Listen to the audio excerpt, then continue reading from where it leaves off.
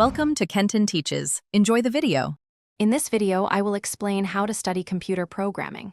To begin your journey, select a beginner-friendly language such as Python or JavaScript. These languages offer clear syntax and extensive community support, making them ideal for new learners. Focus on grasping core concepts like variables, data types, loops, and conditional statements. Many free online resources and interactive platforms provide excellent structured courses to guide you through these initial steps, often taking just a few hours to cover the basics.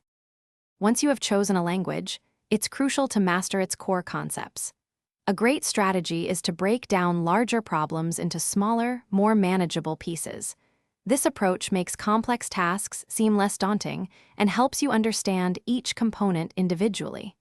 Consistent practice is key. Try to write code for at least 15 to 30 minutes every day. Regularly debugging your code will also sharpen your problem-solving abilities and teach you how to identify and correct errors efficiently. Applying what you learn is vital for solidifying your understanding.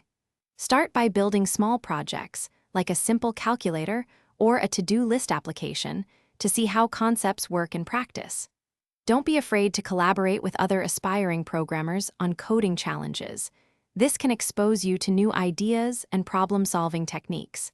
Consider contributing to open-source projects as well. It's an excellent way to gain real-world development experience and build a portfolio. The world of programming is constantly evolving, so continuous learning is essential. Stay updated with new technologies, frameworks, and programming paradigms by reading articles and watching tutorials. Engage with online communities and forums. They are fantastic places to ask questions, share your progress, and learn from others.